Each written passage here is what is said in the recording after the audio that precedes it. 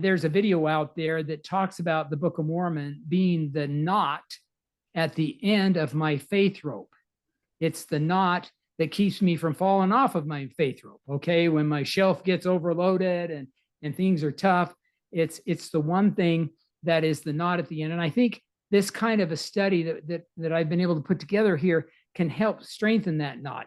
Double tie it or triple tie it, because not only can we get a spiritual testimony that the Book of Mormon is a true book, but I think if we simply look at the natural evidence, I think it's natural evidence of a supernatural process, and the Book of Mormon describes that supernatural process as there is a God, life has a purpose, and that's what it represents for me. Mormonism with the Murph, where we do a fair and objective analysis of the church and its truth claims, its history, doctrine, and policy. Hello everyone, welcome back to my channel, Mormonism with the Murph, where Latter-day Saint explores the church's history and truth claims. So this is part 2 of my interview with Brian Hales on the Book of Mormon.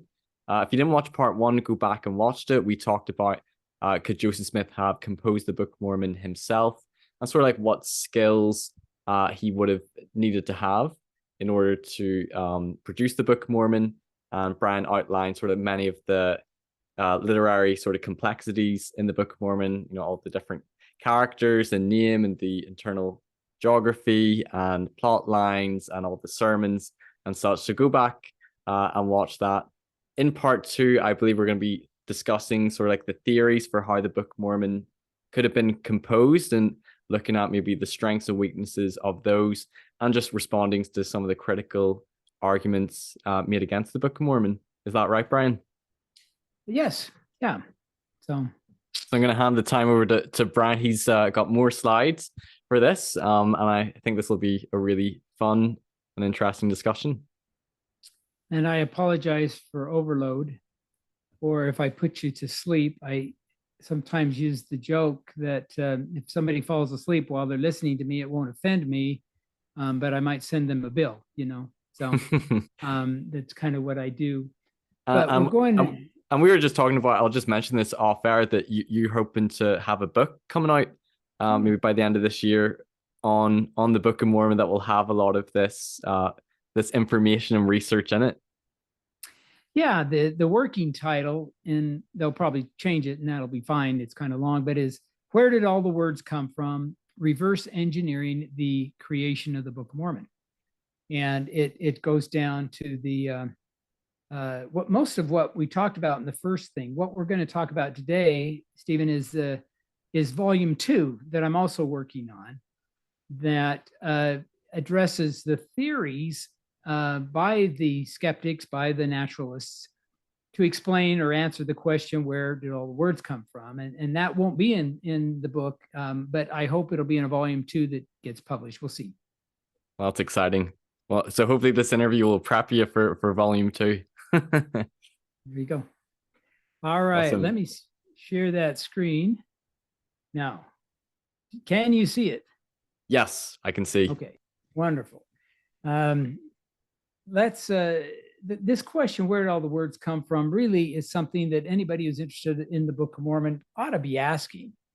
And as I said in the first one, the new scholarship in the computer allows us to understand exactly what a person would have needed in order to produce the Book of Mormon. And that's the skills that we looked at last time. And ostensibly, based on the historical record, Joseph didn't have them. But the critics have theories. So let's talk about some of those theories.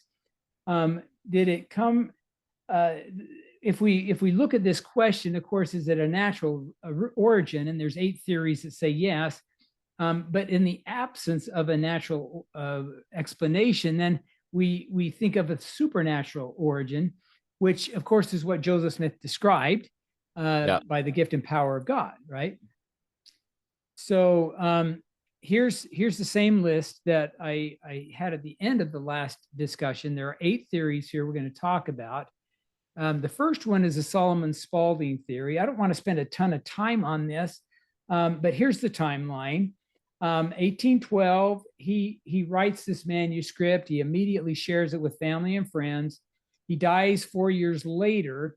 And the theory is that Sidney Rigdon stole the manuscript and updated it and then sneaked it to Joseph Smith, who then recited it to his scribes. The book's published in 1830. And then in 1833, one of the people who's reading the Book of Mormon says, hey, and these are some of the friends of that read it here in 1816. They're saying this is the same thing that Solomon Spalding wrote back in 1812, and they don't have a copy of the manuscript. Actually, they did, but they didn't. The author of this book, Mormonism Unveiled, had a copy of it, but it was so dissimilar from the Book of Mormon that they didn't let anybody see it, didn't let them know that they had it. But it resurfaced 50 years later, and it's very different. And the theory mostly dies. If we want to kind of summarize why it isn't accepted today, it only has 51,000 words. And of course, the Book of Mormon is, 5 times plus longer. The writing style and composition are very different names and places. The idea that Rigdon ever met Spalding, or that he knew Joseph Smith before 1829 is not supported.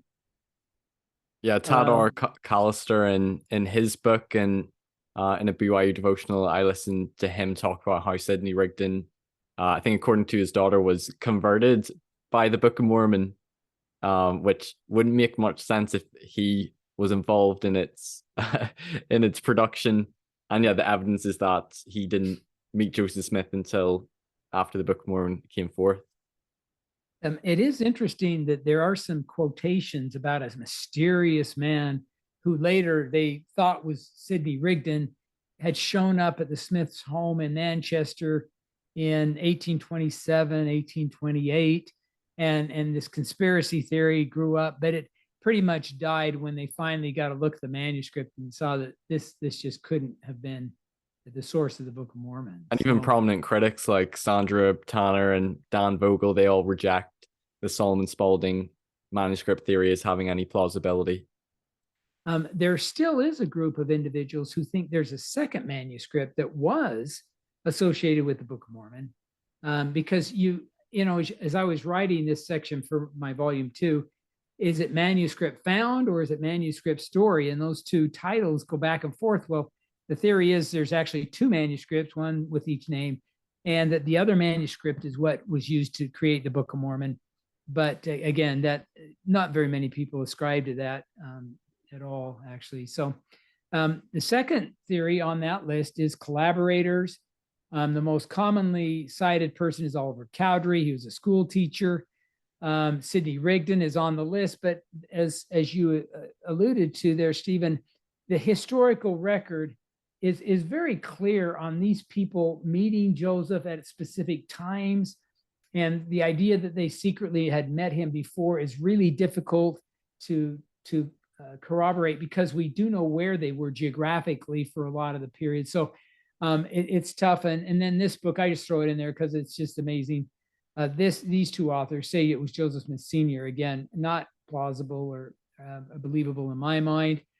Because I've heard it insinuated by some critics, especially with regards to Oliver Cowdery. I'm sure you'll talk about View of the Hebrews later, but it was written by Ethan Smith, who was like a minister, and I believe Cowdery's family attended his church. And some critics have either insinuated that the possibility of, Oliver Cowdery got those ideas of View of the Hebrews and gave them to Joseph Smith, because there are some parallels in the story, and he was sort of like a co-author, co-conspirator with Joseph, but that evidence, I think, doesn't really hold up strong when you look at the historical record, and Oliver not meeting Joseph prior to when the Book of Mormon was begun, and that he was just the scribe. Yeah, and we'll talk about the View of the Hebrews here in a minute and provide some other data. But yeah, everything you said totally accurate. And I kind of already mentioned these, but there's everything is speculative here.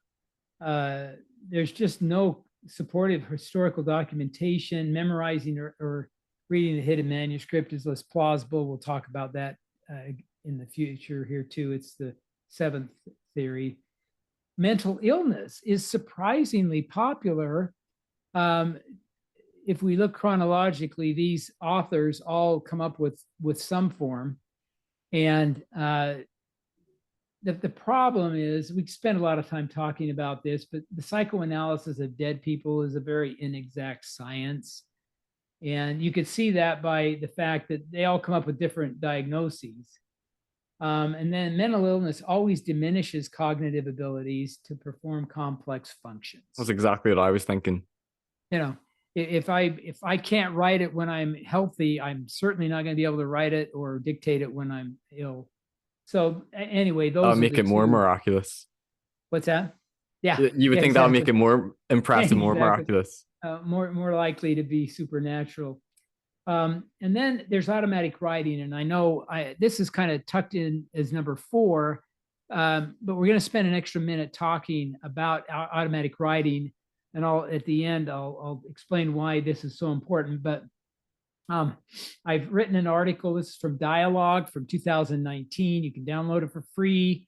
It's just an update, but it includes all of the just the latest and greatest information on it. I try to quote all the new stuff. But the theory is this: automatic writing postulates that our brain has 3 sections. This is Freud primarily, at least he's the one who publicized the idea. And conscious and preconscious are what we're using right now. Like if I asked you what your elementary school that you attended, you weren't thinking about it, but your preconscious has that information in it. So you duck down into the preconscious and grab that, and you could answer the question. But it also posits that our brain has an unconscious section down here. And in that unconscious section, we have memories, feelings, and knowledge. And then through a process called automatic writing, they are able to tap into the unconscious and make those things conscious. And you can do this with a trance, with hypnosis. People historically report just sitting a certain way or cleansing themselves, or there's a ritual that they go through, and that allows things to come to them that aren't part of their conscious mind. It's called spirit writing, trance writing, channeling, abnormal writing, independent writing, and direct writing. Sometimes it comes through Ouija boards, planchettes. See, a planchette, you put a pencil here and then put it on paper, and it moves across the paper, and then you've got a Ouija board where it just runs across the different letters. And there's 3 characteristics of automatic writings as opposed to creative writing, or the kind of writing that you would do to write a book to sell or something. In normal writing, you pre-write and then you write and then you rewrite. You pre-write by making outlines, by doing research and all that. And then you write your first draft, and then you rewrite draft 2, draft 3. You go through edits, copy edit, and then typesetting. There's steps here, and they're pretty constant. Nobody skips any of these. Even your most accomplished writers jump through all 3 of these. But automatic writing books don't, they just write. They just produce the text. And there may be some copy editing, as we saw with Joseph Smith in the Book of Mormon, but no content editing, no changing of the message, no needing to do a second revision or anything like that. I would have to interject. I slightly disagree with you, Brian. I have primary school children, and I think they do automatic writing. They just write as well. This is your children, or primary school children? I'm substitute teacher. I'm just making a wee joke because okay. They don't like to plan and don't like to edit. Well, that's a good point. And if they start to produce a book like the Book of Mormon, then we really need to take note. Okay. Because sometimes young people are on the list, and by the list, I mean, this is the list, and this is from that article in Dialogue, but there are quite a number of authors here that have reported dictating or otherwise producing these. See, Joseph Smith used a seer stone, but other people are using Ouija boards or dictating or getting into a trance. If you compare their education, let's move on and we'll talk about it. The second thing is that the education of the authors doesn't match the refinement or the difficulty of the composition. If we just look at this column right here, we just see that they're producing, lengthy books, and yet they really don't have a lot of education. Now, there are some that did. Helen Schuckman had a PhD, and there's a physician up here, but he's a physician in 1844, which means be scary. Even a medical degree in 46 really doesn't help you much, but a physician and dentist. But these aren't skilled writers, writers who have a lot of education. Not somebody you would expect could write a book that has any level of refinement as a first draft. The third characteristic is they will always attribute the words to the supernatural. If we look here, here it comes from God. They're in a trance. It's Jehovah channeling a dead person, the Akashic records that they access through a trance, Martians directly from God, from a deceased person named Patience Worth, celestial beings, a spiritual guide, Jesus, or Joseph said the gift and power of God. So we see there's similarities between what Joseph did and what these people are doing. And those are the three characteristics. Now, Ann Taves, who is just a delightful person and a wonderful scholar, a few years ago came out with a theory on how Joseph Smith had created all the words. And she said that Joseph Smith would look at the seer stone and it triggered a formal hypnotic induction, an imaginative storytelling mode, subjective experience of an altered state, a visual modality, a highly focused awareness, and a translating mode. So all he had to do was look at that stone and suddenly everything is automatic. The words just flow out of his brain from his unconscious, or, all of it's tucked right there in the unconscious, and then he can unconsciously get it out. I Stone cut acted out like a bit of a focal point for him to focus and trigger the flow of unconscious dictated text. Exactly. And if you read the article, there's several quotes. Ann Taves isn't the only person who said Joseph went into a trance, and even some really notable scholars thought that must have been how he did it. And I didn't really. I cut out all of the quotations from psychologists, but the reason the problems with automatic writing are that by explaining a supernatural activity by another supernatural activity, it doesn't really get us anywhere. In other words, saying you're going into a trance and getting things out of your unconscious could only be natural if they had somehow been inputted into the unconscious in the first place. You can't get something out of your unconscious that isn't already there. And so by saying that it comes from the unconscious, they really haven't helped us out with a naturalistic explanation. But more importantly, being in a trance or a non-conscious state doesn't improve memory, creativity, or cognitive function. And multiple studies, dozens of studies show this to be the case. It's like mental illness. If I can't write something or dictate something awake, putting me into a trance is not going to make it so I could do this. Conscious mental abilities, number 3, always transcend unconscious abilities, regardless of complex intellectual activities. So these people all attributed the words to another source. And if we ask, well, in Joseph Smith's teachings, this is kind of a sidebar discussion, but I wanted to throw it in. In Joseph Smith's teachings, he would say that there are many spirits which are false spirits which have gone forth in the earth deceiving the world. I mean, he was bold enough, maybe arrogant enough to say, my words come from God, a true spirit, and then there's these false spirits out there giving all of these other texts to people. And that's the source of them. Yeah, we could come back and talk about that. But automatic writing is something that I think there are definitely parallels between Joseph's production of it and what others are doing. But in his Yeah. theology, there's one big difference, and this is it. So Right. Yeah. Because I was thinking that like critics would say, like, okay, if you're going to claim that Joseph Smith's dictation of the Book of Mormon was supernatural by the gift and power of God, you have to take into account these other people who maybe were producing texts beyond their own educational ability, also claiming, it was through supernatural means, and you have to, consider their claims as well, and not just dismiss them. But you're saying, according to Joseph Smith, I think it was his story with Hiram Page, wasn't it? He had a stone and claimed to be receiving and producing revelations, and Joseph Smith then received a revelation. I don't know if this is the scripture in reference, but that it was sort of all of the devil. yeah, no, great example, Stephen.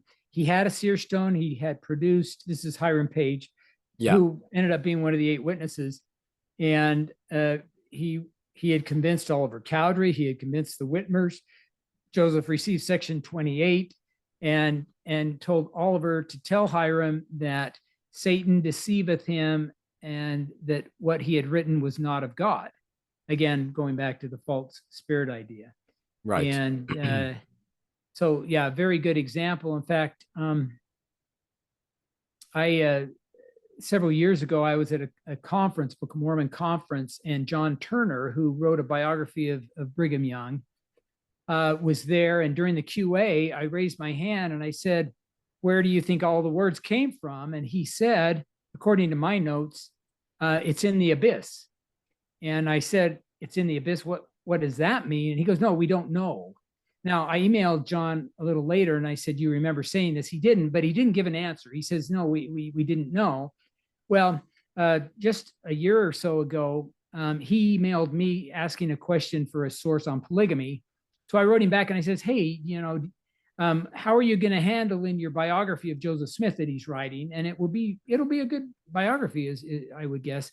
I said, "How are you going to handle the question, where did all the words come from?" And he wrote me back and told me what he was going to say. He said, "Don't tell anybody because I might change my mind." And I respect that. But I wrote him and I said, "If I were you, I would just say that Joseph Smith made up the words the same way automatic writers make up their words. And we don't know exactly how that is, but there's so much of it that it must be a naturalistic, process that we just haven't discovered." And I don't think that's what he's going to use. But honestly, none of the other theories that we talk about here, I think, are even remotely possible.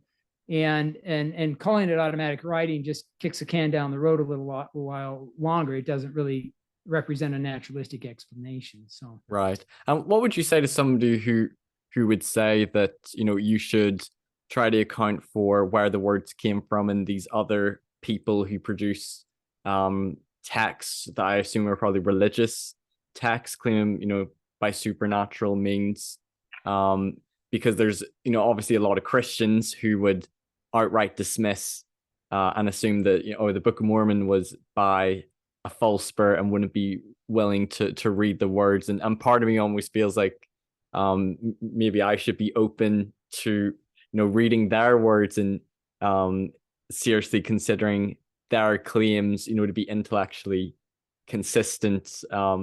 Any thoughts on that? Yeah, again, great insight. In fact, if you look at the second guy on the list here, can you see my arrow? Are you I able can, to yes. see? Great. There is an excellent article written by William Davis. He's the same one who wrote Visions in a Seer Stone that I keep referring to.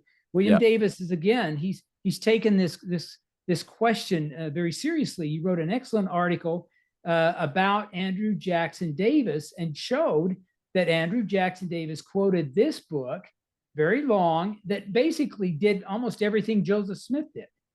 And he had to go into a trance state. And it's kind of a weird way you get into it, but yes, just Bill Reel had a debate about Brian Hales, who allegedly said the Book of Mormon is unique. And I've never said the Book of Mormon is unique. There are lots of books that are long and complex. And it's the fact that Joseph dictated such a refined version that makes the whole process unique. And so we don't want to get into straw man arguments. So, and Andrew Jackson Davis essentially created a book through a trans state that has many of the same complexities that we talked about in the first section. The difference being, of course, that his book isn't talking about Jesus Christ as our Redeemer.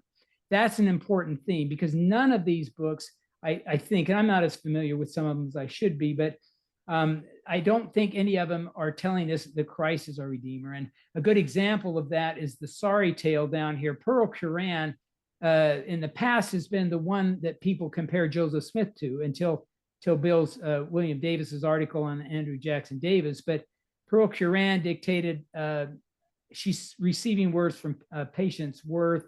The book is the sorry tale. It's almost as long as the Book of Mormon. It's complex. It's in a really weird vernacular, but they've studied this a lot.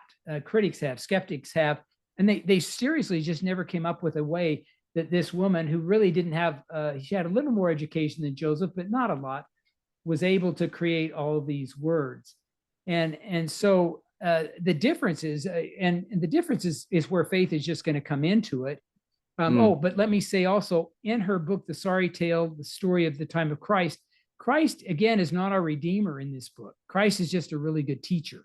So even if you read it and you loved it, the message is not a message that about redemption and mediation. It's just a message about how great a teacher Christ was. And so a false spirit, I don't think, is going to advocate Jesus Christ as our Savior, but the Book of Mormon does. The Book of Mormon is, I think, unique. Again, I'm not as familiar with all these titles as I could be, but the Book of Mormon, of course, promises a spiritual witness if somebody sincerely reads it. And so you could say, well, look, something supernatural is going on here, and then I choose to pray about this, and then I get a supernatural spiritual manifestations. Those two go together. Now, could that happen with one of these others? I don't know. Right. No, I appreciate you putting this together, because it's only actually been in the past month that I've learned about this automatic writing sort of theory, and you showing that, while the Book of Mormon's, production and coming forth, being composed by Joseph Smith, is still miraculous and impressive, you, to be transparent, have to look at some of these other people who have claimed, supernatural means creating, composing some long, impressive texts, and it's important to be aware of that. Yeah, it's a real phenomenon in my mind for naturalists, for atheists, for agnostics. If you want to believe in something as supernatural, that there really are forces here that we cannot detect with our five senses, just study automatic writing. It's a testament that there are supernatural powers here, because these people did not have the abilities to dictate books of the length and complexity and level of refinement that they are dictating. And I mean, you could say, oh, there's a naturalistic explanation, we just haven't figured out yet, but that's not much of an explanation. And so anyway, and certainly so you would apply the same sort of scrutiny is not the right word, but intellectual consistency that you believe, similar with these authors, it was beyond their intellectual capability and there might have been some sort of supernatural elements involved.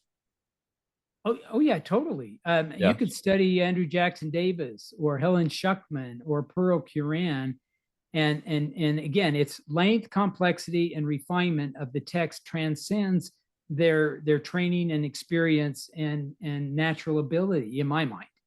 And then if you go to the books, a lot of the books tell you what the supernatural world is about and what the purpose is. But the Book of Mormon does that as well. It tells us there is a God, life has a purpose, here's what it is, there is a Christ. So if you want a description of that supernatural world that is, I think, verified by the existence of these books, I think the Book of Mormon gives us the best explanation. But of course, I'm highly biased. So, and isn't there a scripture in the New Testament that talks about like I'm probably butchering the quote. It might be from First John about like identifying, true spirits from false spirits, and if they testify that Jesus is the Christ, that's sort of like a way to determine if it's from the spirit, like a true spirit, or the spirit of God versus a false spirit. Am I getting that right? I'm not sure which verses you're referring to, but I mean, certainly the early apostles were familiar with false spirits and how they can influence us and dictate long books and things. That they had that ability. So Right. I might like look that up just so I'm not crazy, but you keep going to see yeah, if okay. We won't take the time, but there's several scriptures that could be quoted to talk about false spirits being able to influence us. So the fifth area is storytelling. And this isn't a real popular theory, but William Davis in his PhD dissertation towards the end mentions a very popular storyteller. And I'm going to refer you to this article that was published in the Interpreter that I went through and talked all about it and how they did it. But William Davis refers to this guy, Abdo Medetovic from Serbia, Croatia. And I'll cut to the quick. The mystery is solved. The way these storytellers who can tell stories that are 80,000 words, 100,000 words over many days, the way they do it is that they memorize over many decades formula phrases. These are phrases that have empty word slots. And they memorize dozens, if not hundreds of these. And because they're memorized, then when it comes to reciting the story in real time, they just have to fill in a word here and a word there. They do it this slide here shows him with a musical instrument. Usually they're singing, but not always. But if Joseph had used this technique in dictating the Book of Mormon, then when we look at the Book of Mormon text, we would find these formulaic phrases. This language would be all through it. And it's not there. I mean, Grant Hardy, Royal Skousen, and Perry, I forget his first name, have all reformatted the whole Book of Mormon. They would have seen it. Critics would have found it, used as an explanation for how Joseph Smith did it, but it simply isn't there. There's just none of this rhythmic stuff to explain how all the words came into being. So the storytelling theory, not a strong theory, not a popular theory, but one that's been mentioned, definitely worth talking about here, I think. The next one is oral performance. And this is the primary one that's in this book, where the Joseph is using the skills of a preacher from the 19th century. These charismatic revivalist preachers who are preaching, 2 hours sermons on Monday and Tuesday and Wednesday, Thursday of a revival period. The problems are that the theory that Joseph is just learning outlines and then everything inside the outline just happens. All of the storylines kind of make themselves up, and the characters just happen to be remembered correctly, and the syntax and the sentences are created correctly. I mean, those are just all assumed. If he could memorize the outline, which is mostly how these revivalist preachers work, then all the other words would just fill in. That might work for a revivalist preacher who's just preaching on a gospel topic. But when you've got the level of complexity, over 270,000 words, again, it's just not an adequate explanation. And I actually wrote a very long review of this book and of this theory that was printed in the Interpreter as well. And I probably should have made reference to it. But I can link it in the description if you send it across to me.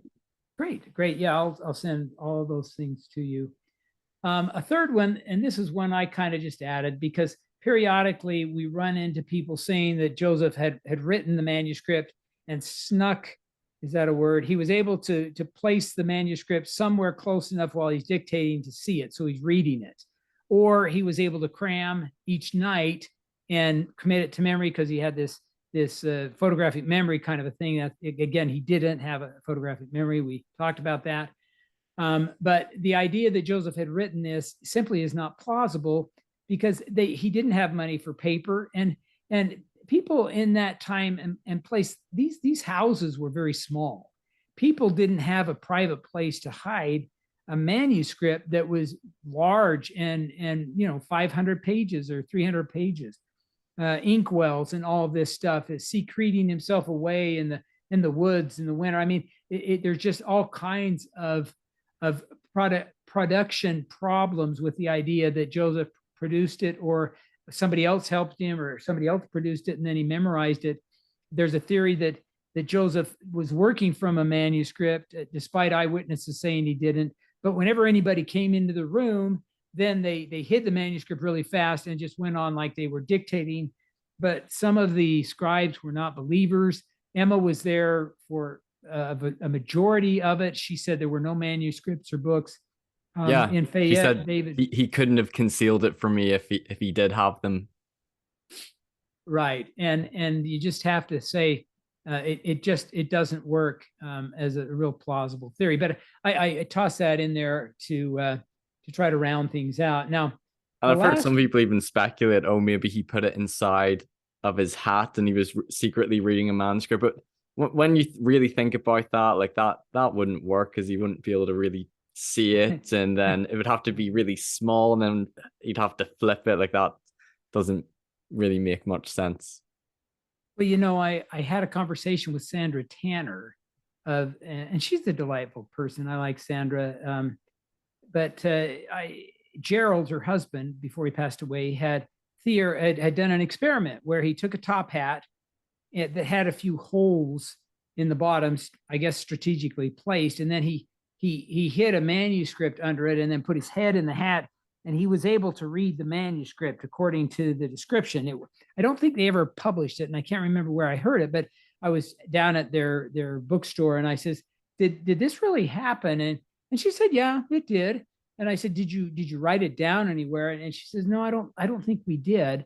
But anyway, you can just see the extremes to which people are going to try to figure out, where did all these words come from, and the idea that there was a manuscript that maybe nobody else could see, but Joseph through the hat could see, theoretically that their experiment showed that could happen. But I'd like to see it reenacted. I find that highly implausible, and I think he would have been caught on by the witnesses, unless you could argue they're co-conspirators, which again, I don't think the historical record would support, but they surely would have caught on. So I don't really buy that. Well, and if he wrote it using his own intellect, you'd have to ask the question, when and where and how many drafts did he go through, and then he's got the memorization. So it just breaks down. It doesn't seem like a real plausible way to approach it. Now, the most common theory today, by far, is number 8, Joseph Smith's intellect. And it's ironic for a couple of reasons. One is that nobody who knew Joseph thought he was the source. Not a single person, friend, foe, enemy. Now, in Facebook threads, Dan Vogel, who is a friend of mine, explained that none of the non-members wanted to give him credit because they didn't want to build him up. And none of the members wanted to give him credit because they wanted to make the Book of Mormon look like a miracle. Now, if you think of that logic, that pretty well just settles that Joseph, was intelligent. I mean, I don't think it's a strong discussion, but that's what he had said. The Joseph Smith intellect theory is one that is just, I think it's inconsistent with anything that anybody ever said. And there's an appendix in my book that you'll be able to look at, where, like I said earlier, I've got all of the references to Joseph Smith's intellect. But despite the fact that nobody thought he could do it, just despite the fact that the historical record doesn't support it, it's still the most popular one today. Now, I'm critical of this because I think it's based on circular logic. And the logic goes like this. What skills did Joseph Smith have in 1829? Answer: the skills needed to dictate the Book of Mormon. We ask what skills were needed to dictate the Book of Mormon, and the answer is the skills Joseph had in 1829. So you see, if that is the logic, it's circular reasoning. But what I'm trying to do with my book and with the first discussion that we had is what skills are needed to dictate the Book of Mormon? Well, it's that list of 10 skills. And then what skills did Joseph Smith have in 1829? The answer is, let's look at the historical record and find out if he had any of these. And as we saw, he really didn't have many. So I'm trying to break that circle. But I think for a long time, people have just said, oh, he was smart enough. And they kind of treat Joseph like a literary superhero, granting him any superpower, any literary superpower that he needs to do it. That's really how I see it. Nobody's looking at the skill and then showing us that he had it from the historical record. Now, in their defense, the historical record tells two stories.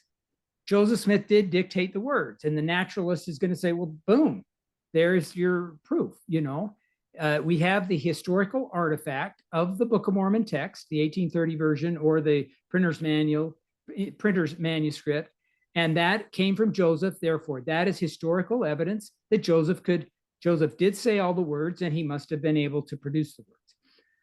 Contradicting that is the second message of the historical record that I've referred to over and over, and that is that nobody thought he could. And that's why all these theories were coming out about the Solomon Spalding manuscript in view of the Hebrews. Like, people believe that he didn't have the capabilities, that he wasn't super well educated, and critics might hypothesize or speculate that he must have been going to libraries and reading lots of books, and he knew the Bible extremely well, must have had lots of things memorized, and then he was able to sort of spin and dictate together a very coherent story. And yeah, it's very complex if he was able to do that, and you have to make him smarter than what it seems like the historical record allows, and that he was more of a theological genius than what most people believed he was. Yeah, great summary. I mean, excellent summary. But let's talk about some of the common adjuncts is the word I'd use, but these are just things that allegedly helped Joseph be able to do it. And of course, there's Bible plagiarism. There's a whole book that the Tanners put together here. And I've heard this over and over that Joseph just borrowed, 30% of the Book of Mormon, 40% of the Book of Mormon. And somebody said half the Book of Mormon is just borrowed from the King James Bible. But if we look at these chapters, and these are whole chapters, these aren't just excerpts or partial chapters, I guess, but we find that it's really only 5%, 5.8%, 6%. If you're real generous on it, I did an updated version of this, and it pushed this number, I think, up to 9%, are highly dependent upon the Bible. And did Joseph have an open Bible? Personally, I don't think he did, because David Whitmer and Emma Smith said he didn't have any books. My friend Don Bradley thinks that he probably did, and Don's a lot smarter than I am. So, there's kind of debate among even apologists and Mormon scholars that if there was a Bible used or not, because it's sort of indisputed that the Bible, King James Bible, shows up in the Book of Mormon. Large passages, chapters are sort of quoted, maybe with some small changes, not always word for word verbatim, but it's definitely borrowing from the King James Bible. So whether or not Joseph Smith read from his own Bible during those parts, or if those words were appearing on the stone and God wanted to reveal parts of the text of the Book of Mormon with passages from the King James Bible. Yeah, again, good summary, good observations here. If we look, though, we talked earlier about the intertextuality, and there's other words people prefer, but Nick Frederick uses that, which I like, and he's quite an authority on it. He's down at BYU. But in this book, I actually tore this book apart and scanned it and OCR'd it to get all of the alleged plagiarisms. And they use this loaded language. And here you've got 3,000 just in the New Testament, according to this book.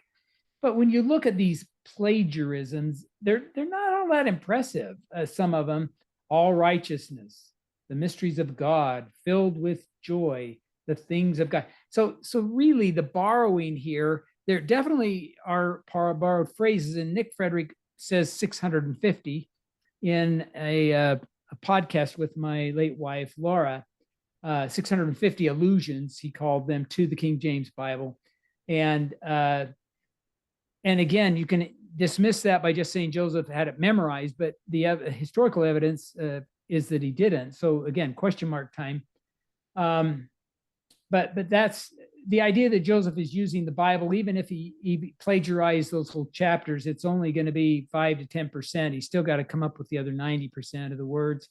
And here's our discussion of view of the Hebrews, which is ever so popular. Can I make a wee comment on New Testament passages? Because one thing I noticed whenever I was studying the New Testament, even particularly Paul, I began to notice, similar verses and even some long passages that were in, Paul, but also show up in the Book of Mormon. For example, Paul's chapter on charity and Moroni 7. I think I probably already knew that. And the way I would have made sense of it sort of on my mission is I would have said, oh, well, God could have revealed the same words to the same prophets. But a critic might see it as a textual anachronism that Joe Smith is reciting or plagiarizing sort of word for word, from Paul's sermon on charity, and Moroni's quoting the same one. And I suppose you could say maybe God's revealing the same words, or if you hold to a loose translation, Joe Smith is just clothing the concepts in his own language. But then I suppose that would also imply that he must have known the Bible extremely well. But what are your thoughts on, like, why does long passages of Paul show up in the Book of Mormon? Well, we could apply this theory. I was going to wait till the end, but we can certainly discuss it here. Oh, sorry if I've jumped ahead. Oh, it's okay. Your questions are just excellent. Personally, if it's not, I don't know if Joseph had an open Bible or not to get the big sections. But when we find just 2 or 3 sentences that are very, very similar, my question for the skeptic is, well, how did they get there? Even if it came from Joseph's intellect, did he have the thing so memorized that they just rolled out of his mouth, which is, a possibility. If you've memorized something and you've got a photographic memory, then sure, those words could roll out almost verbatim with what you read. Or did he run over and grab this ginormous Bible, because they were really big back then, thumb through the pages, find those sentences, and then dictate them to the scribe, who incidentally never mentions him using a Bible? I don't think either of those explanations work here, because we really have good evidence he didn't know the Bible in 1829. And somebody, I think, would have mentioned him using a Bible if he ever had. There were critics rolling by, watching what was going on. And even the members are going to be thinking, wait, is this coming from God or from this Bible over here? They were skeptical. Martin Harris swapped out his seer stone. Remember that? I mean, these people had the same concerns that you and I have today. And so I think that those explanations don't work very well, certainly not for me personally. But what I do think happened is that the Book of Mormon was given as a word stream. We talked about that. It's a revelation. And that's why when we talk about loose control or tight control, I think Joseph's control over the language of the Book of Mormon was the same as his control over D&C 76, D&C 88, any of the revelations. I think they all came through the same process, but Joseph needed a seer stone early on. Now, if the Book of Mormon is a revelation, and keep in mind, he's not using the interpreters or the gold plates. The gold plates are hidden away. If Joseph were using the gold plates daily and the interpreters, he would have had to have a curtain up. And nobody's who was there over and over is telling us there was a curtain. They're telling us there was no curtain. And people could see the seer stone, but they couldn't see the interpreters, the spectacles. So he wouldn't have wanted to use either that or the plates, because he'd have to hide them. But you can imagine what the enemies would have done if they thought there was this big pile of gold sitting on the table where Joseph is working. All they need is a little gun, and pretty soon they own those plates. And so the idea, and my friend Jonathan Neville is talking about Joseph using the plates daily and the interpreters with the curtain. I think it's highly implausible. Somebody would come by and stolen the plates. They had to be put in a place that was very secure. And she said they were kept under her bed, Emma did, in a trunk. And then they were out in the woods, Isaac Hales said. So, and I was then going to say the Joseph Smith Foundation, they seem to dismiss that the seer stone was used in the translation of the Book of Mormon. You said your friend Jonathan Neville as well, which I find just they're having to deny so many eyewitness statements from people who are, reliable, like David Whitmer, Martin Harris, Emma Smith, I think Joseph Knight Sr. as well as like people like Isaac Hale. They're consistent and they're still testifying that the Book of Mormon was, translated by the gift and power of God. Like they're claiming it was miraculous. And I find those people who just want to dismiss that it was the seer stone was used. It's just that they're denying so much history. And I can understand maybe they find it troubling that he used maybe the same seer stone in folk magic and treasure digging. But I feel like the evidence to me is quite conclusive and compelling that was the method of translation. Thank you. And you mentioned the same one. After hearing Jonathan's podcast on do I dare say Gospel Tangents? I don't want to talk about a competing thing, but Jonathan. Oh, no. We like hearing about other channels. It's a good one. Jonathan had said that he thought Joseph was using the plates. So I went through and went through my databases to find every eyewitness and what they said. And there is some contradictory, accounts, but like for David Whitmer, there'll be 8 accounts saying he used a stone in a hat, but a couple of accounts will say, no, he said it was plates and the spectacles. But overall, it's overwhelming that the eyewitnesses are describing a seer stone in a hat with Joseph dictating. And we can certainly understand that having the plates there all this time would have been really complicated and difficult because enemies, he had to move from Harmony to Fayette to get away from the enemies. And how likely is it that they wouldn't have stolen the plates? I don't think that's a plausible explanation. Yeah. So let's move on though and talk about View of the Hebrews. That's been very popular. Ethan Smith, who was no relation to Joseph, was a reverend to Oliver Cowdery's family. He published View of the Hebrews in 1823. He did a second edition in 25. That edition has 56,000 words. And then always when we talk about it, everybody wants to pull in B.H. Roberts. And B.H. Roberts made this chart. I've consolidated it here about parallels. Similarities, actually, is what he calls them. And look at these similarities. I mean, it's really impressive. Israel and Israel. Isaiah and Isaiah. Sorry, I shouldn't be sarcastic. I apologize. I don't think these are very impressive. Well, whenever I first, saw these parallels, it was either in the CS letter or in Grant Palmer's book.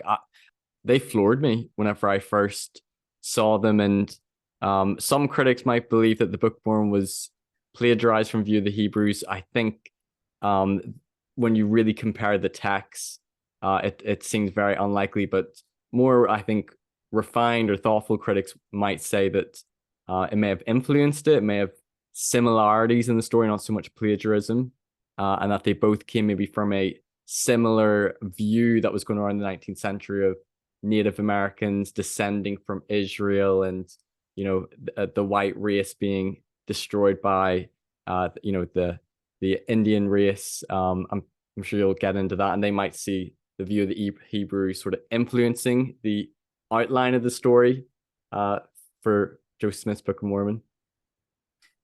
Yeah, and I appreciate that, but I am so nonplussed by this argument, by this idea, because here's from the first discussion. These are the 77 storylines, and you could tie up. These are so general. Of course, some of these ideas are going to. When you got 77 storylines and 270,000 pages, you're going to have some similarities in general religious terms and ideas. I mean, it's unavoidable. And you can ask yourself, how much would these ideas have really helped Joseph? And if it's 2% or 5%, you still got 95% Joseph's got to come up with on his own. So I'm not very impressed by this list. Do we know if Joseph, would he have been aware of a few of the Hebrews? Is there any way that we can know that, or is that just speculation?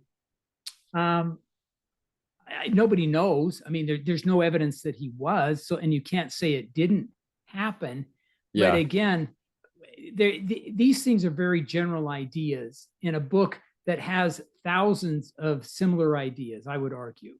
And of course, there'll be some parallels here. And yet Joseph has still got to come up with all the geographic locations, the names, the sermons. Just because there's talk of polygamy doesn't mean that means Joseph can create a very refined text talking about polygamy. And so again, I'm just nonplussed by how much this could possibly have contributed. What do you think? No, I'm thinking, one can't, if you were to read View of the Hebrews, you can't say this is the source, this is where he plagiarized from, this explains the Book of Mormon. And again, I think some critics would say perhaps it was an influence, or what I alluded to earlier about, the mound builder myth and Native Americans coming from Israel, and that maybe both books were influenced by this surrounding sort of belief going around Joseph's environment. I think that's where I've heard maybe more scholarly critics sort of their position. Well, and my response is coming up with some ideas for a book with so many ideas isn't going to help you very much. The remarkable thing about the dictation is the refinement and the complexity. And this would add very little to the complexity. I mean, a very small percentage of this would explain the complexity. And again, it's that theme that Nibley refers to over and over. A very teeny tiny explanation is used to explain a very big project. And it's just unfortunate because it gets great traction among skeptics. And yet I think when we get these comparisons in front of us, the inadequacy, at least for me, and again, I'm highly biased, but the inadequacy becomes more clear. Yeah. So, and let me just also add, if we go back here, there's only 56,380 words. So even if he plagiarized every single word and idea, he's still got an awful lot of stuff to come up with on his own. So I don't think it can be used as an explanation. Now, Joseph's environment, you'll see Ernest Hemingway said, people in a novel must be projected from the writer's assimilated experience, from his knowledge, from his head, from his heart, and all there is of him. Joseph Smith's travels were very limited during his lifetime, or at least up to 1829.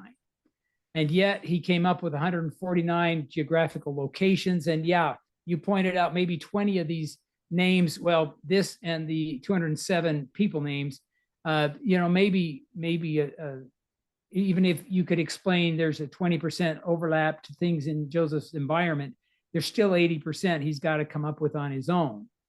And among these things are a couple of parallelisms from his environment, according to these three authors. And what Robert Anderson, he's a psychiatrist, Bill Moraine, who's actually a good friend of mine from the Community of Christ, and then Dan Vogel, of course, that I've mentioned before. But in their books, they say from Joseph's environment, he was able to grab personalities to then implement in his story. Okay. Yeah. Nephi is himself. And actually, if you look at it, Nephi is himself, Mosiah is himself, Alma One's himself, Mormon's himself, brother of Jared is himself, Malachiah is himself, Aaron is himself. I don't know.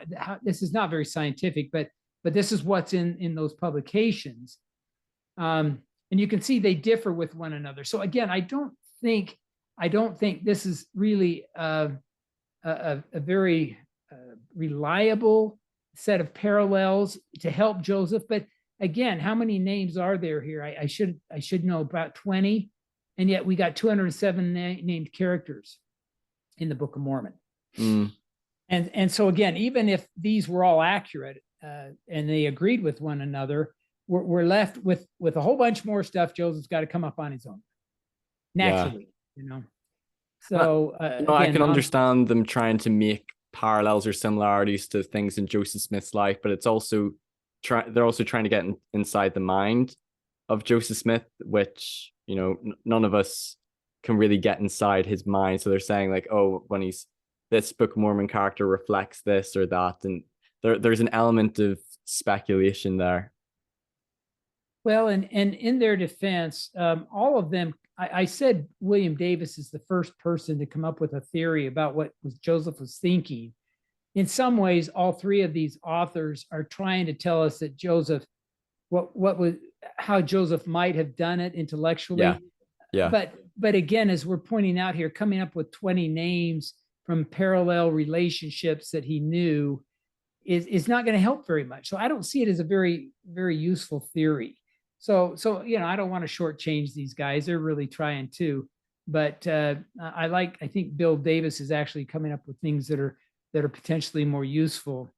The last area are the parallelisms. And the parallelisms come in kind of two flavors, if you will.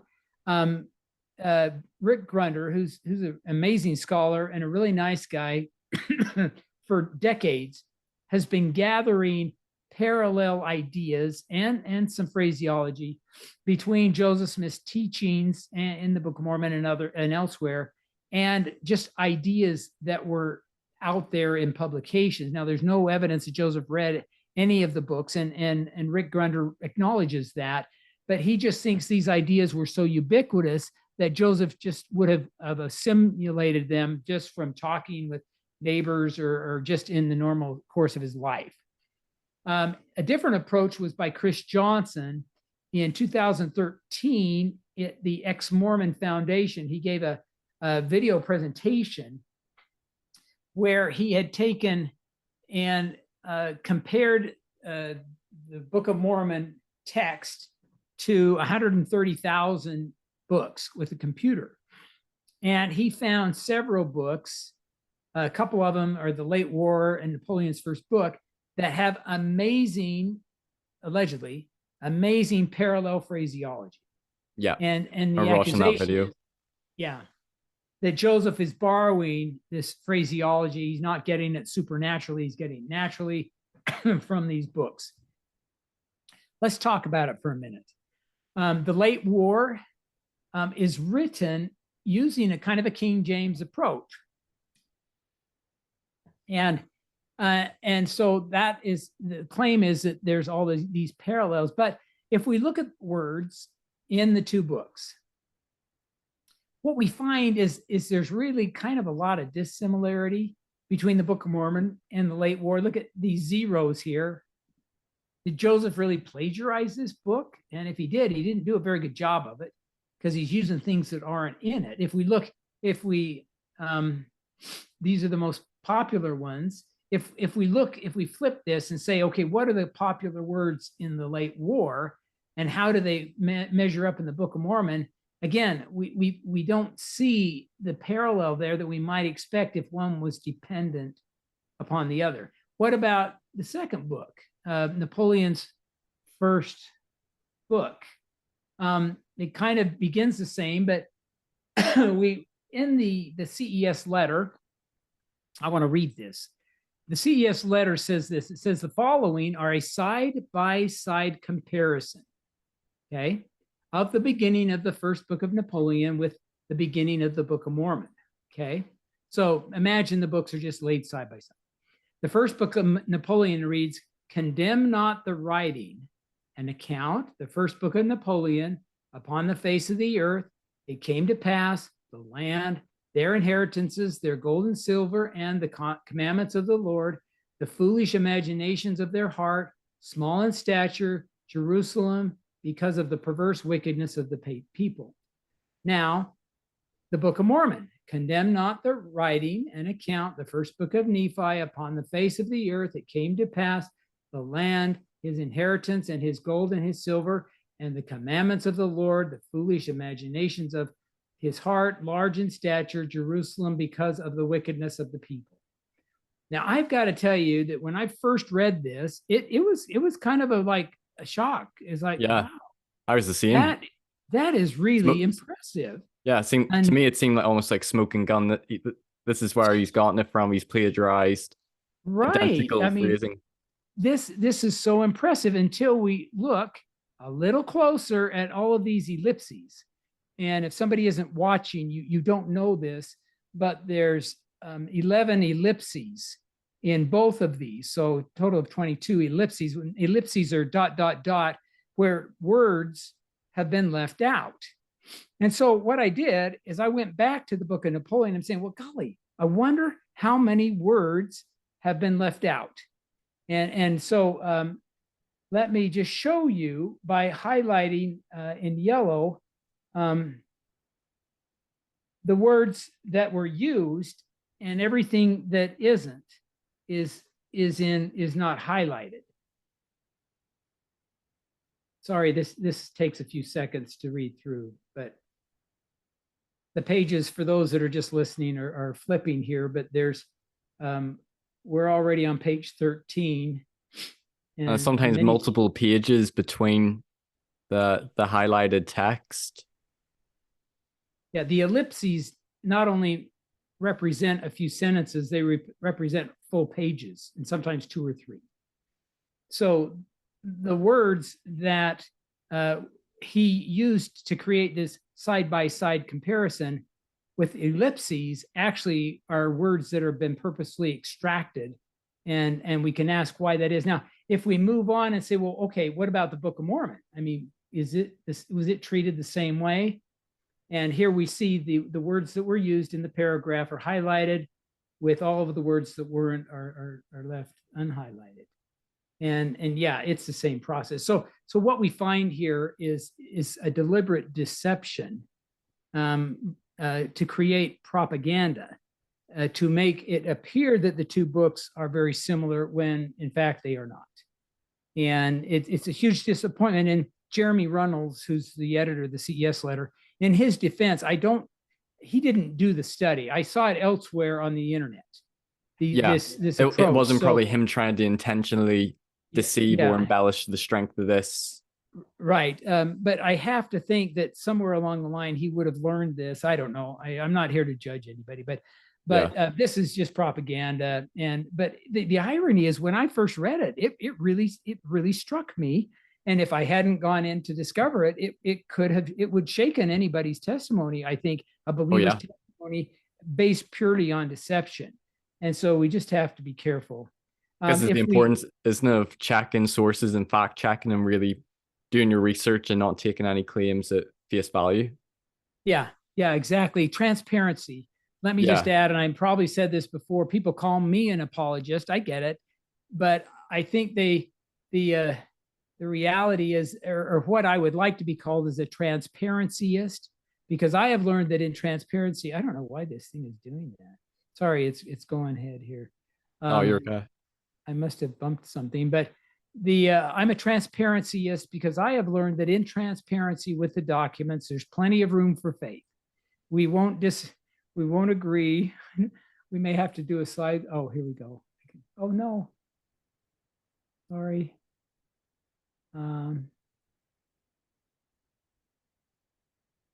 Okay, we're back.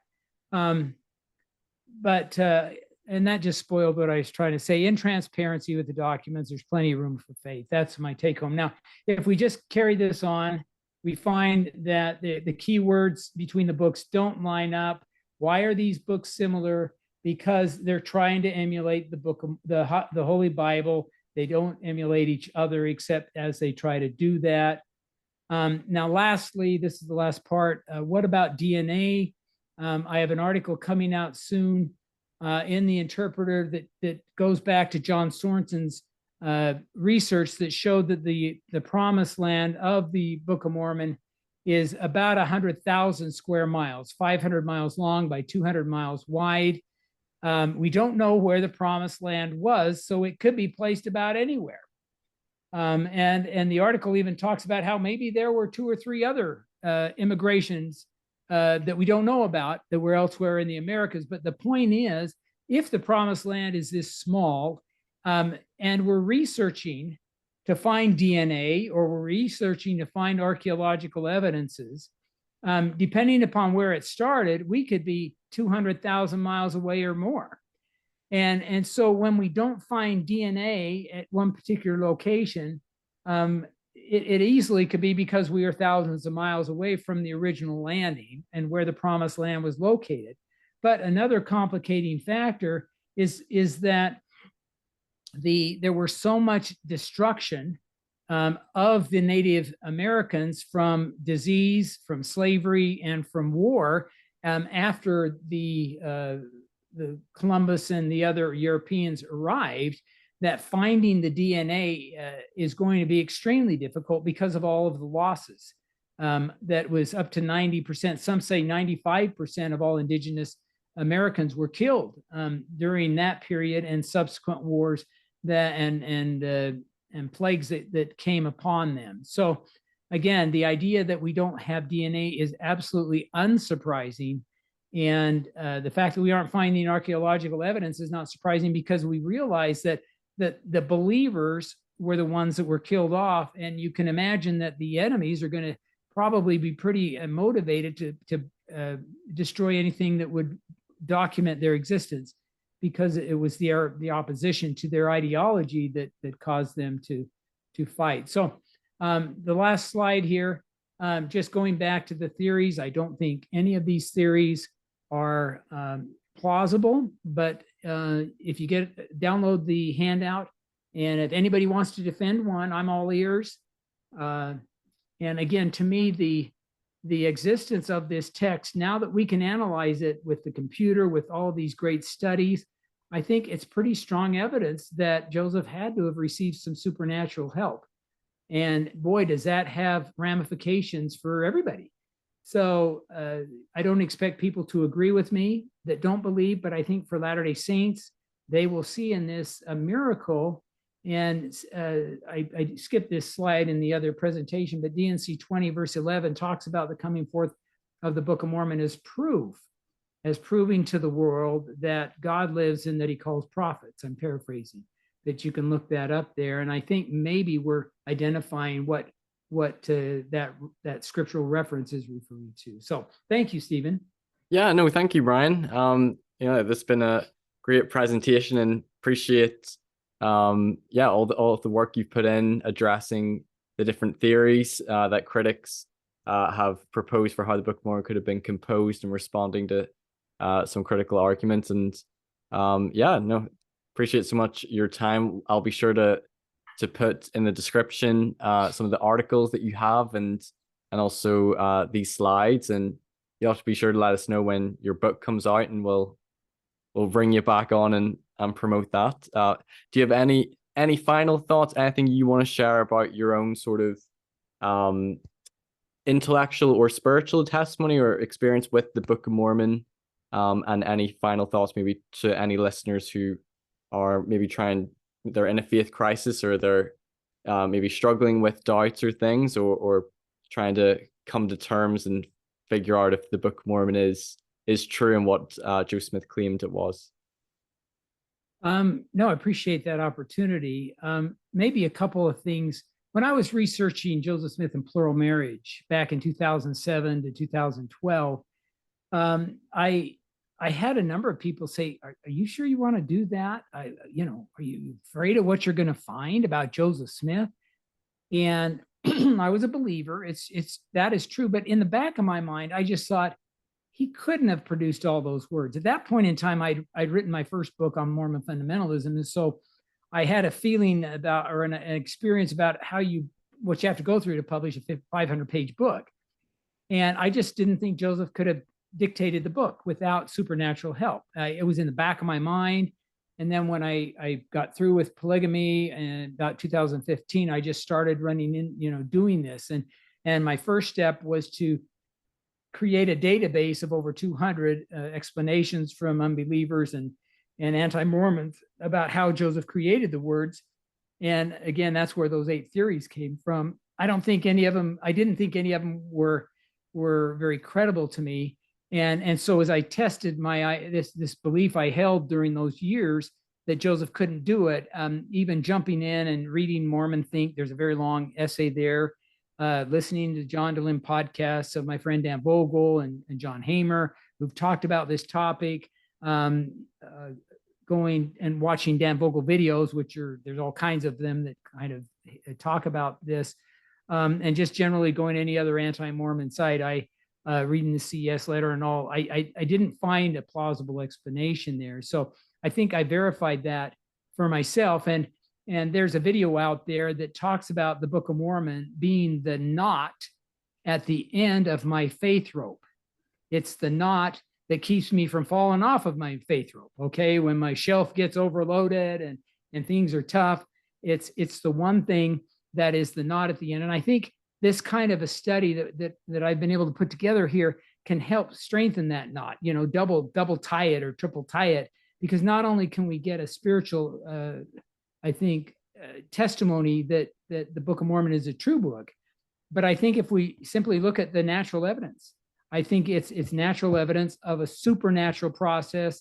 And the Book of Mormon describes that supernatural process as there is a God, life has a purpose, and that's what it represents for me. So yes, it's become even more of a knot at the end of my faith rope. Not that I've ever had a big problem with doubt, but I know a lot of people do, and I hope that they can look at this, and when my book comes out, maybe it'll be a strength in that way, besides all of the spiritual things. So thank you for letting me share that.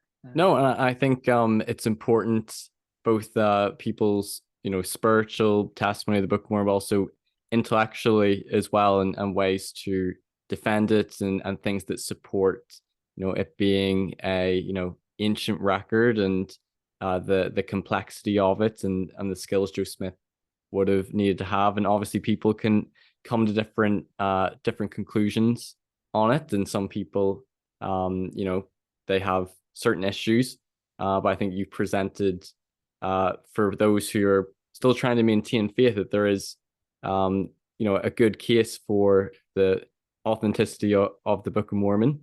So Brian, I just have to thank you for your research and for sharing this with me and with all my listeners. So thank you everyone for watching this episode. If you've enjoyed it, please give it a thumbs up, like, share, and subscribe to my channel, Mormonism with the Murph, and I'll see you all in future videos. Take care, everyone. Thanks, Brian. Thank you, Stephen. Take care. Thanks everyone for watching this video. If you've enjoyed it, please give it a thumbs up, like, share, comment, and don't forget to subscribe so you don't miss any future content. You can listen to my episodes on podcast form on Anchor or Spotify, and you can also follow me on Facebook, Twitter, Instagram, and TikTok. If you care to donate, you can via my PayPal or Patreon. Thanks for joining Mormonism with the Murph. Take care. Bye-bye.